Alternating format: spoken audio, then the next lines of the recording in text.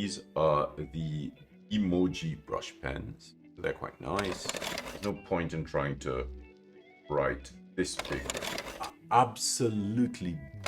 This is how I normally lay them out. And I'm going to write. Hi, I'm Paul Antonio, and welcome to the Calligraphy Masters channel.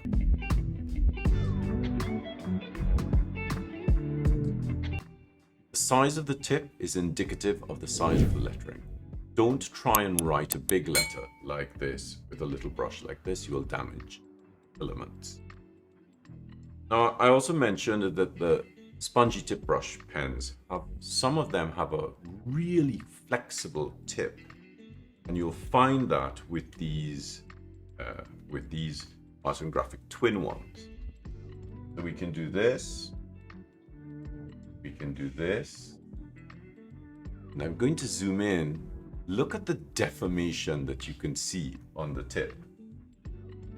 You see how the tip sort of bends all the way down, and it deforms in a way that this does not. So if you get one of these, be very, very conscious of how that tip works, and you can see that it's still that straight on. It's still sort of bent to the side. What I tend to do is I just push it back to the middle, and it's fine. One of the reasons I love the Kuretake brush pens is because a lot of the tips will come back together. And you know, this can be a problem with other brush pens because the tips are not made as robustly or as accurately as the brush tips made by Kuretake. And this can be quite frustrating. So pushing the tips back into place once you finish with them helps them to retain their form. Don't press too hard with the bristles because you can damage them. And if you damage them, once they're damaged, you can't really get them back into the shape they were when they left factory. So those are the main sorts of brush pens that you can find from Kuretake in most stores. Other frequently accessed brush pens from Kuretake are things like the Cambio range or the Bimoji range, but we also have the Brush Writer range, of which we have the 60 and 61, which are the silver and gold brush pens.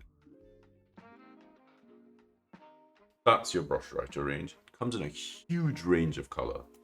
And of course, look at the tip. It is a filamented tip, but it is bigger than the real brush tip and smaller than the real, than the art and graphic twin R, B, and F. So we get really nice flourishes from them.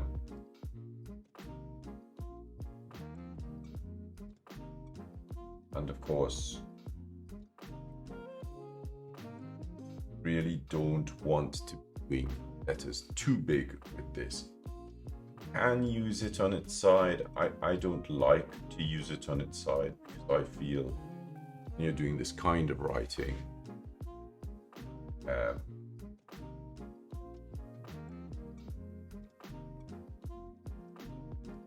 sort of get away with some modern calligraphy, but I think when you're sort of trying to get a script that's a little bit more accurate, it's quite hard to get those turns and to get the lines really clean and sharp. Also, writing on the side of the bristles can damage them. So that's the Brush Writer. You can see it says Brush Writer on the side. And then it comes in a silver and a gold. So the silver is the 61 and the gold is the 60.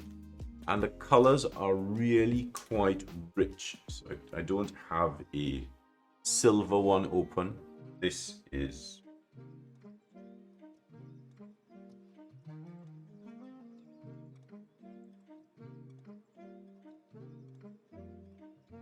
that's the gold. So it's a sort of yellowy gold. It's really quite nice. It flows out of the tool quite nicely, and it gives for a really good sort of coverage. Now, some of the other brush pens you might find a Kuretake Manga Flexible. But these are tiny. So this is where we start considering the size of the script. There's no point in trying to write this big with it, because chances are you're just going to damage it. So these lines are 9 millimeters in height, so this is 6 mil. Then we have a more common range. So these are the emoji brush pens. They're quite nice. They look like this. And they have 4 different tips. So the tips vary in size and type. So this is how I normally lay them out. And I'm going to write. So we see a harder spongy tip, medium and a large, and a filamented tip. So you have a really nice range with these brush pens. So this is the harder spongy tip, which is different from the manga tip because it's much finer.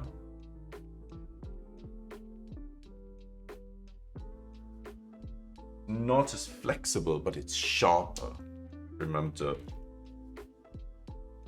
always put your caps back on them because they can dry out. I mean, I've had Kuretake products for like 30 years and they still work. This is the medium tip.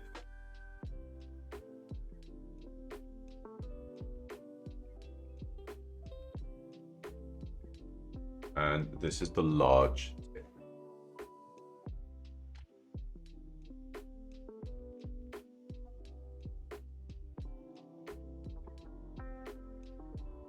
So just remember, these lines are 9 millimeters in height. So the filamented tips, the filamented tip is a slightly different cap, so just be careful with that. Of course, you'll probably notice, I hope you're sort of paying attention to this variation. You can see that the length of the bristles changes across the different brush pens.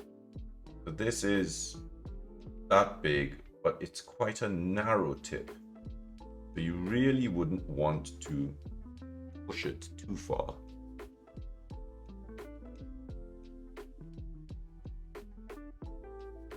So that's too big.